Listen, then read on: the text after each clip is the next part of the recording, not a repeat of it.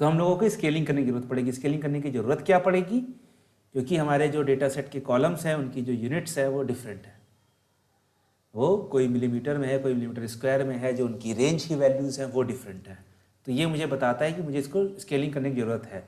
लेकिन हर एल्गोरिथम पे स्केलिंग जरूरी नहीं होती है, ये चीज़ भी हम लोगों ने डिस्कस करी है। जिस भी एल्गोरिथम में डिस्टेंस मेट्रिक यूज़ होगी, जैसे लॉजिस्टिक रिग्रेशन में हम लोग पॉइंट से प्लेन की डिस्टेंस निकाल रहे थे, लीनियर रिग्रेशन में हम लोग पॉइंट से लाइन की डिस्टेंस निकाल रहे थे। तो जहां पर भी इस तरह की जरूरत होगी, जहां पर हम कोई डिस्टेंस निकाल रहे हैं, इसको मिनिमाइज करने की कोशिश कर रहे हैं, जो हम लोगों ने लॉस फंक्शन बनाया है वो इस डिस्टेंस से निकाला था। यहां पर हमारे पास डिस्टेंस क्या थी? Y I W T X I, और इसी के ऊपर हमारा लॉग फंक्शन 1 प्लस करके लॉस फंक्शन पूरा आ गया था। तो ये डिस्टेंस है यहाँ पर। तो जिस भी एल्गोरिथम में डिस्टेंस हमारी यूज हो रही होगी, उस एल्गोरिथम में हमें स्केलिंग करने की जरूरत है। ठीक है, जैसे कि KNN हो गई, लीनियर हो गई, लॉजिस्टिक रिग्रेशन हो गया। एसवीएम में भी डिस्टेंस निकालते हैं हम लोग, बट जैसे डिसीजन ट्री और रैंडम फॉरेस्ट और ये सब हैं, इन सब में हमें स्केलिंग करने की जरूरत नहीं पड़ती है। बट लॉजिस्टिक रिग्रेशन है, डिस्टेंस पे काम होता है, तो इसीलिए हमें स्केलिंग करने की जरूरत है। स्केलिंग कैसे करते हैं? स्टैंडर्ड स्केलर को इंपोर्ट किया, उसके अंदर अपना डेटा दे दिया मैंने एक्स और वाई, और उसके बाद उसको वापस से ट्रेन टेस्ट स्प्लिट कर लिया। मैंने इसको वापस से पूरा क्यों किया है? क्योंकि मुझे स्केलिंग दोनों की करनी है, मुझे ट्रेन डेटा सेट की भी करनी है, मुझे टेस्ट डेटा सेट की भी करनी है। तो मैंने क्या किया? मैंने कहा एक्स को ही कर दिया मैंने, फिर मैं बाद में उसको स्प्लिट कर दूंगा, इसलिए मुझे वापस से यहाँ पर ट्रेन टेस्ट स्प्लिट करना पड़ा। स्केलिंग करने के बाद मैंने फिर से सबकी वैल्यूज देखी, अपने कॉलम्स की वैल्यूज देखी, तो मीन सबका देखा मैंने कि सबका मीन 0 है, 10 टू द पावर -15 -16। ठीक है, मैक्सिमम वैल्यू मेरी सबकी ऑलमोस्ट सेम है, मतलब सेम नहीं, मतलब कि सेम रेंज में है। ठीक है, मिनिमम वैल्यू सबकी ऑलमोस्ट सेम रेंज में है। तो ये एक वैल्यूज मेरे पास स्केलिंग से मेरे पास ये फायदा हुआ। तो ठीक है, हम लोग वापस चलते हैं। फिर से हमने अपनी रैंडम स्टेट चेंज करी। अच्छा बताओ, इसमें कौन सा रेगुलराइजेशन यूज हुआ है? तो देख ही लिया यहाँ पर क्या कहें, बाय डिफॉल्ट है, इसमें मैंने कोई पेनाल्टी नहीं बताई है। तो बाय डिफॉल्ट कौन सा यूज होता है? L2 regularisation. तो यहाँ पर L2 रेगुलराइजेशन के साथ स्केलिंग यस है, एक्यूरेसी मेरी क्या आई है? 95.61%।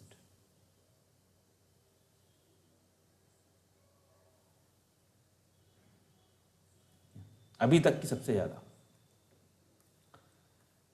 फिर मैंने नो रेगुलराइजेशन, पेनाल्टी नल, नो रेगुलराइजेशन, तो मेरी एक्यूरेसी आई है 93.85। और आप वापस से देख सकते हो कि L2 रेगुलराइजेशन में जो वेट्स थे वो मेरे कम थे, उनकी वैल्यू कम थी, और बिना रेगुलराइजेशन के मेरे वेट्स की वैल्यू बड़ी थी। तो ये बात तो मन में डाल लो कि रेगुलराइजेशन से वेट्स की वैल्यू कम होगी। और लास्ट में मैंने L1 रेगुलराइजेशन यूज किया है। ठीक है, इसमें मेरे पास 94.73 आई है, और वेट्स मेरे पास आए हैं, छोटे आए हैं, और जो नॉन इंपॉर्टेंट है वो सब 0 हो गए, 94.73। ठीक है, और जो मैंने रिजल्ट से एक एरे बनाया था उसी को मैंने डेटा फ्रेम में कर दिया है। तो पहले मैं L2 का देखता हूं। तो L2 में जब स्केलिंग नहीं हुई है तो मेरी 93.85 एक्यूरेसी थी, स्केलिंग करने के बाद 95.61 एक्यूरेसी हो गई। तो मेरी एक्यूरेसी बढ़ी है स्केलिंग से। ठीक है, कोई भी नहीं था, जब कोई भी रेगुलराइजेशन नहीं था तो मेरी एक्यूरेसी 94.73 आई थी और 93.85 आई थी। ये जब था नो, मतलब कि रेगुलराइजेशन कोई नहीं है, तो स्केलिंग से मेरी एक्यूरेसी डिक्रीज हुई थी। स्केलिंग डिक्रीज द एक्यूरेसी, ठीक है, इन नो रेगुलराइजेशन। और जब L1 था तो मेरी सेम आई है, स्केलिंग से उतना फर्क नहीं पड़ा है।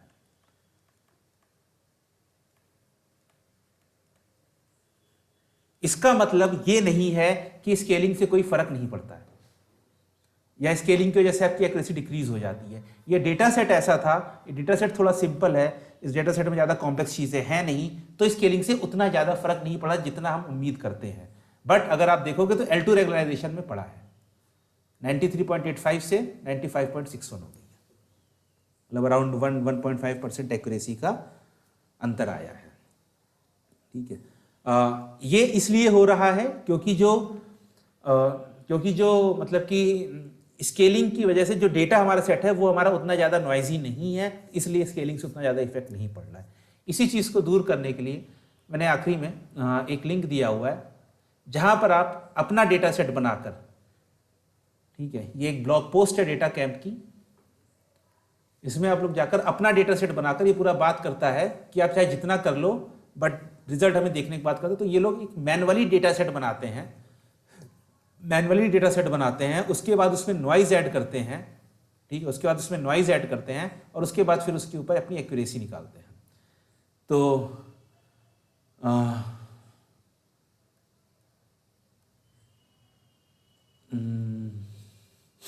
यहाँ पर इनका F1 स्कोर आया है अराउंड 0.94% बिना स्केलिंग के, और स्केलिंग के बाद उन्होंने निकाला है क्या,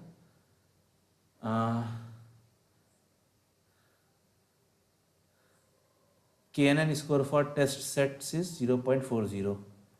how about we scale and check. तो बिना स्केलिंग के 40% एक्यूरेसी आ रही थी और स्केलिंग के बाद 90% एक्यूरेसी आ रही थी। तो स्केलिंग से आपके डेटा पर इफेक्ट पड़ता है कि नहीं है, ये डिपेंड करता है आपके डेटा के ऊपर। लेकिन हमें ये बात हमेशा ध्यान रखनी है कि अगर जो मैं मॉडल बना रहा हूं, मैं जो एल्गोरिथम यूज कर रहा हूं, वो एल्गोरिथम अगर डिस्टेंस को यूज करती है, then it's preferable and it's required कि मुझे स्केलिंग लगानी चाहिए, अगर मेरे डेटा सेट की यूनिट्स डिफरेंट है तो, और जो मेरा मॉडल है वो डिस्टेंस को यूज करता है अपने लॉस फंक्शन में। तो अगर नहीं करता है, जैसे डिसीजन ट्री नहीं यूज करता है डिस्टेंस को, तो उसको कोई दिक्कत नहीं है, आप स्केल करो ना करो कोई फर्क नहीं पड़ेगा। But SVM, logistic regression, linear regression, KNN, ये सब डिस्टेंस को यूज करते हैं। KNN क्या कहता है, कहता है कि नियरेस्ट नेबर्स, नियरेस्ट कैसे निकालेंगे, डिस्टेंस से निकालेंगे। लीनियर रिग्रेशन क्या कहता है कि point closest to the line. Logistic regression क्या कहता है, point closest to the line, कि पॉइंट की लाइन से या प्लेन से कितनी डिस्टेंस है। तो ये सब डिस्टेंस वाले हैं। SVM भी हमारा डिस्टेंस निकालता है। SVM में हम लोग बैंड निकालते हैं, जिसकी डिस्टेंस हम निकालते हैं हर पॉइंट से। तो जहां पर डिस्टेंस कर रहे हैं वहां पर अगर मेरे पास ऐसा डेटा सेट है जिसमें कि यूनिट्स मेरी कॉलम्स की डिफरेंट हैं, तो मुझे स्केलिंग करनी चाहिए। इट्स अ रिक्वायरमेंट, मतलब आप नहीं करोगे तो आपका अंतर आ सकता है। हो सकता है कि ज्यादा फर्क ना पड़े, जैसे हमने अभी अपने वाले केस में देखा लोअर ब्रेस्ट कैंसर वाले डेटा सेट में, बट कहीं पर डेटा सेट ऐसा होगा जिसमें नॉइज बहुत ज्यादा होगी, जो रियल वर्ल्ड डेटा सेट होगा। ये तो बहुत क्लीन है, रियल वर्ल्ड है, लेकिन ये बहुत क्लीन डेटा सेट है। इसमें हमारे पास जो गलत इमेजेस आई हैं, जो गलत डेटा आया है, वो नहीं आया है, तो हमें स्केलिंग से उतना ज़्यादा फर्क दिख नहीं रहा है। लेकिन जहाँ पर रियल वर्ल्ड डेटा सेट है, जहाँ पर नॉइज ज़्यादा है, तो उसके लिए ये ब्लॉग पोस्ट में है कि 40 से 90% एक्यूरेसी चेंज हो जाती है स्केलिंग की वजह से खाली। So scaling is important, preprocessing is important. Sir ये मुझे डेटा कैम्प का दिखाना भी, ये तो खरीदना पड़ता है ना सर इस पे अकाउंट? नहीं, ये ब्लॉग पोस्ट है। ये देखो, लॉगिन क्रिएट फ्री अकाउंट, कोई दिक्कत नहीं, ये ब्लॉग पोस्ट है, इट्स अ ब्लॉग। मैं पैसे वाली चीज कभी दूंगा ही नहीं, मैं पैसे नहीं देता। मतलब जब तक मैंने कॉलेज किया तब तक मैंने पैसे नहीं दिए, उसके बाद मैंने बहुत पैसे दिए क्योंकि मुझे टाइम बचाना होता था। तो ठीक है, एक वो है। उसके बाद जो सॉल्वर की बात कर रहे थे कि वो libgbfs क्या है, liblinear क्या है, तो ये है, दो ब्लॉग पोस्ट हैं, एक स्टैक ओवरफ्लो क्वेश्चन है, एक ब्लॉग पोस्ट है कि सॉल्वर क्या है। मतलब कि सॉल्वर नहीं, ये है कि डिफरेंट सॉल्वर्स का इफेक्ट क्या होता है। ठीक है, तो ये इसने पूरा sklearn के ऊपर अच्छी खासी ब्लॉग पोस्ट बना रखी है, बढ़िया है, फ्री हो तो पढ़ो। कि इसने डिफरेंट सॉल्व, इसमें वही ब्रेस्ट कैंसर वाले डेटा सेट के ऊपर ही डिफरेंट सॉल्वर्स के क्या क्या रिजल्ट आए हैं। 93.95। अच्छा, एक ही चीज़ देखो, इसने रैंडम स्टेट रखी है 34, मैंने रखी थी 24। ठीक है, खाली इसके रैंडम स्टेट चेंज करने से एक्यूरेसी बदल गई है। तो रैंडम स्टेट चेंज करने से एक्यूरेसी बदलेगी, कभी ये मत सोचना कि रैंडम स्टेट की वजह से क्या है एक्यूरेसी बदल जाए। कई लोग मतलब ऐसा कहते हैं कि जब आप स्टक हो जाओ, जैसे आपने 94% तक ले आए हो, अब आपको समझ में नहीं आ रहा है मैं क्या करूं, तो लोग क्या करते हैं, different different random state try करते हैं, रैंडम स्टेट 1 से लेकर 50 तक, कि हाँ किसी पर तो एक्यूरेसी बढ़िया आ जाएगी, बट वो तुक्का है, इट्स ओनली लक। आपको अगर एक्यूरेसी बढ़ानी है तो आप स्केलिंग करके, लैम्डा करके, मतलब कि जो रेगुलराइजेशन पैटर्न है उसको ढूंढ करके, उसकी परफेक्ट वैल्यू क्या होगी, उसकी बेस्ट वैल्यू क्या होगी, इन सबसे बढ़ाइए, तब आप डेटा को देखकर सीख रहे हैं। रैंडम स्टेट क्या है कि आप रैंडमनेस पर अपनी एक्यूरेसी बढ़ा रहे हैं, आप डेटा से कुछ नहीं सीख रहे हैं। वो रैंडम स्टेट 34 इस पर्टिकुलर डेटा सेट के लिए अच्छा काम करेगा, दूसरे के लिए अच्छा काम नहीं करेगा। ठीक है, तो ये इसने पूरा रिजल्ट निकाल के रखे हैं कि डिफरेंट डिफरेंट सॉल्वर से कैसे कैसे रिजल्ट आते हैं, कैसे बात होती है उसकी, ओके, और क्या क्या पैरामीटर्स होते हैं, उन सब के बारे में थोड़ी बात करिए। ये जो दूसरा वाला है, तो ये बताता है कि हम लोग, वही जो हम लोग कह रहे थे कि ग्रेडियंट डिसेंट करने का तरीका है, तो ये पूरा बैकग्राउंड है इसका। काफ़ी अच्छा ब्लॉक, मतलब आंसर है स्टैक ओवरफ्लो का। इसने सारे सॉल्वर्स के बारे में कि वो कैसे काम करता है, उसके ड्रॉबैक्स क्या हैं, उसकी अच्छी बात क्या है, ये सब डिस्कस करने का है। तो ये पढ़ो, मतलब कि ये कोई नहीं पूछेगा इंटरव्यू में, किसी को शायद पता भी नहीं होगा कि लॉजिस्टिक रिग्रेशन में इतने तरह के सॉल्वर्स होते हैं। मतलब जो जनरली जो लोग मशीन लर्निंग जो कर रहे हैं इधर उधर से, आप उनसे पूछिए कि लॉजिस्टिक रिग्रेशन में मेरा पेनाल्टी L1 काम नहीं कर रहा है, या फिर लिव लीनियर की वजह से मेरी एक वार्निंग आ रही है कि आपके इटरेशन पूरे नहीं हुए हैं। तो ये पढ़ने के लिए, मतलब मजे के लिए सर आप मेरे को बताओ। क्या बताऊं मैं? सर आप मेरे को बताओ कि आपने कहाँ से सीखा है, मतलब आप किसने सिखाया है? मुझे किसी ने सिखाया, मैं जब आया था मशीन लर्निंग फील्ड में तो कोई कोर्स ही नहीं था।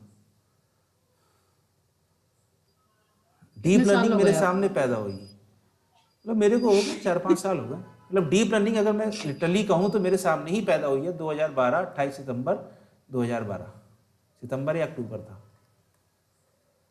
ठीक है, इस टाइम पर मैं कोर्स कर रहा था अपना, सॉरी नहीं, हाँ मेरी जॉब लग चुकी थी, मेरे 6 महीने हो गए थे। मैंने मार्च 12 में जॉब ज्वाइन शुरू करी थी। ठीक है, 28 अक्टूबर, मतलब कि एक तरह से इन्वेंशन क्या है, मतलब कि पैदा हुई है, मतलब क्या है कि उसके पहले थी लेकिन कोई बात नहीं करता था। इस स्टेट के बाद से लोग बात करने लगे। तो 3 साल तो कुछ हुआ ही नहीं है, 3 साल तो लोग बस एकेडमिक इंडस्ट्री में ही, मतलब इंडस्ट्री में बात ही नहीं हो रही थी, खाली एकेडमिया में बात हो रही थी। 3 साल तक बातें इंडस्ट्री में आई, तो फिर वहाँ से देखना शुरू किया, अच्छा मशीन लर्निंग क्या होती है। मुझे याद है कि मैंने एक इंटरव्यू के लिए अप्लाई किया था, तो उसने मुझसे पूछा था SVM क्या होता है, SVM आता है? मैंने कहा नहीं। तो उसने बोला काम क्या करते हो मशीन लर्निंग का? मैंने कहा मैं आँख में सर्किल ढूंढता हूँ। बोला कैसे ढूंढते हो? मैंने कहा कि एक पॉइंट लेता हूँ, जितने पॉइंट्स होते हैं उन सबसे उसकी डिस्टेंस निकालता हूँ, जो उनका एवरेज आता है वहाँ से मैं सर्किल बना देता हूँ। बोला ये क्या बात हुई, ये मशीन लर्निंग थोड़ी है, ये तो मतलब कि नॉर्मल बेसिक कंप्यूटर विजन है। तो फिर मैंने पढ़ना शुरू किया, ठीक है भाई SVM क्या होता है, SVM क्या नहीं होता है, चीज़ें क्या होती हैं। तो मैंने कहीं से नहीं पढ़ा, मतलब मैं तो, ये तुम्हें लग रहा है जानते हो, ये ब्लॉग पोस्ट, ये स्टैक ओवरफ्लो का क्वेश्चन अपनी ज़िंदगी में कल रात में मैंने पहली बार देखा है।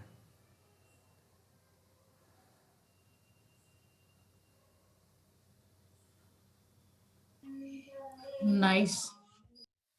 मतलब मैं अभी भी देखता रहता हूँ, मैं अभी भी पढ़ता रहता हूँ, मैं अभी भी, मतलब मुझे कहीं से कुछ मिल जाता है तो मैं देख लेता हूँ। मेरे को कोई वो नहीं रहता कि हाँ ठीक है, क्योंकि अगर मैं बोलने को कि हाँ मुझे सब कुछ आता है तो फिर मतलब मुझसे बड़ा बेवकूफ़ कोई नहीं है। सर रिसर्च में ML यूज होती है? हाँ बहुत। और सर रिसर्च, रिसर्च भी एक स्किल हुई? हाँ मतलब स्किल ही है। मतलब स्किल क्या है कि आपको पता नहीं होता, आप ट्राई करते रहते हो। PhD को तो जैसे एक आदमी कहता है PhD क्या है, कि ये दुनिया का गोला है नॉलेज का किसी पर्टिकुलर टॉपिक पर। PhD वाला बंदा जाता है तो एक पॉइंट पर, गोले के एक पॉइंट पर वो फोकस करना शुरू करता है, 5 साल इस पर फोकस करता है, तो ये आपका गोला बढ़कर ऐसे हो जाता है। तो इसने नॉलेज बढ़ा दी, अब आपका गोला और बड़ा हो गया। फिर कोई दूसरा PhD का आएगा, वो किसी और पॉइंट पर फोकस करेगा, तो ये ऐसे ऐसे और पॉइंट पर फोकस करेगा। तो यार स्किल सब हैं, सब स्किल है, कोई दिक्कत नहीं है। सर ये जो मतलब जो पढ़ाते हैं, बाकी आपने ऑनलाइन वगैरह भी देखा है, वो उतना डेप्थ में नहीं बताते, ऐसा क्यों?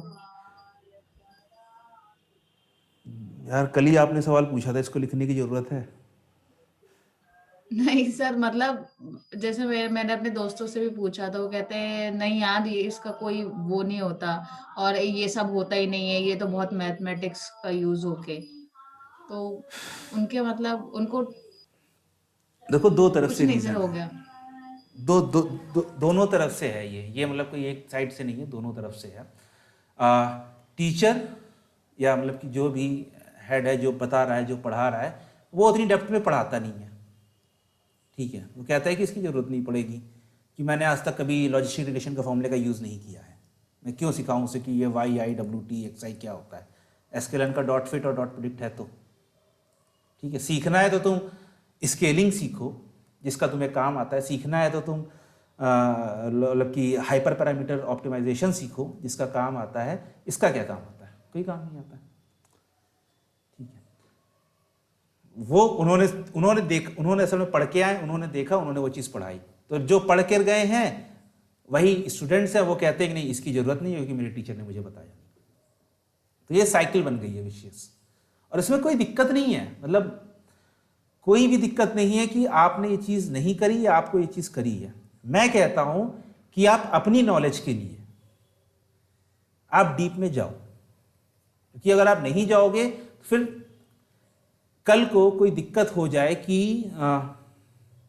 मतलब अगर आप नहीं जाओगे इतने डीप नॉलेज में, तो ये Y I W T X I हो सकता है किसी पॉइंट पर फेल हो जाए, या फिर कल को अगर आपको कोई नई एल्गोरिथम बनानी पड़ेगी, मान लो किसी एल्गोरिथम की जरूरत पड़े, तो आपको पता है कि यार मुझे मशीन लर्निंग में एक लॉस फंक्शन बनाना है, इस लॉस फंक्शन को मैं बना लूं और इसको मैं ऑप्टिमाइज कर लूं किसी तरीके से, तो मेरी ये एक पूरी एल्गोरिथम नया मॉडल बन जाएगा। आपको खाली लॉस फंक्शन चेंज करना है। हम लोगों ने दो देख रखे हैं अभी तक। एक स्क्वायर्ड लॉस फंक्शन जो हमारा था y माइनस वाई आई का स्क्वायर, सॉरी वाई आई माइनस वाई हैट का स्क्वायर समेशन, और दूसरा ये लॉजिस्टिक रिग्रेशन वाला। अभी अगले हफ्ते हम लोग एसवीएम या किसी और का देखेंगे। तो आप इस तरह से पढ़ोगे तो आपको समझ में आ जाएगा कि सारा खेल लॉस फंक्शन का है मशीन लर्निंग में, और कुछ नहीं है। सिर्फ लॉस फंक्शन और उसको ऑप्टिमाइज करना, लॉस फंक्शन और उसको ऑप्टिमाइज करना। जो डीप लर्निंग है वो भी यही चीज़ है कि उन्होंने एक लॉस फंक्शन बना रखा है, उसको ऑप्टिमाइज करने की जरूरत है। तो कैसे ऑप्टिमाइज करते हैं, उसमें एक कॉन्सेप्ट आता है बैक प्रोपोगेशन, जिसकी हमें यहाँ पे जरूरत नहीं पड़ती है। ये डीप लर्निंग में यूज होता है क्योंकि वहाँ पर आपके पास लेयर्स होती हैं, तो आपको एरर यहाँ से लेकर आनी पड़ती है। और मतलब रीज़न यही है कि दोनों तरफ से है कि ना जरूरत पड़ी लोगों को, अगर जरूरत पड़ती, अगर आपकी इंडस्ट्री बोलती कि नहीं यार ये मैथ तुम्हें आनी चाहिए, तो बंदा सीखता ना, अपने टीचर से बोलता कि मुझे सिखाओ। तो ना इंडस्ट्री ने बोला, ना टीचर ने बोला, ना बच्चे ने बोला, तीनों ने नहीं बोला। अच्छा, और मैं तो मतलब इसलिए कहता हूँ कि आप लोग इंजीनियर हो यार, मतलब कितना टफ है मैथ्स, तो पढ़ के आए हो, खून में। हाँ सर, सही बात है। तो बाकी सब हो जाएगा। कल हम लोग थोड़ा सा कोड और देखेंगे अपना gradient search, sorry grid search CV और रैंडम सर्च का, कि अभी आज हम लोगों ने सिर्फ लॉजिस्टिक रिग्रेशन का कोड देखा था, डिफरेंट इफेक्ट क्या होता है रेगुलराइजेशन और इन सबसे। कल हम लोग देखेंगे कि कैसे हम लोग अपना हाइपर पैरामीटर जो लैम्डा है हमारा, उसको हम ट्यून कर सकते हैं, कैसे ट्यून नहीं कर सकते हैं। ठीक है, तो कल इसी के बाद हम लोग इस पर आगे भी देखेंगे। ओके, ये है नोटबुक। ये नोटबुक गिटहब अकाउंट में एडेड है, आप लोग डायरेक्ट यूज़ कर सकते हो, डायरेक्ट देख सकते हो, और वीडियो तो मैं अपलोड कर ही दूँगा। आज की क्लास समाप्त हुई।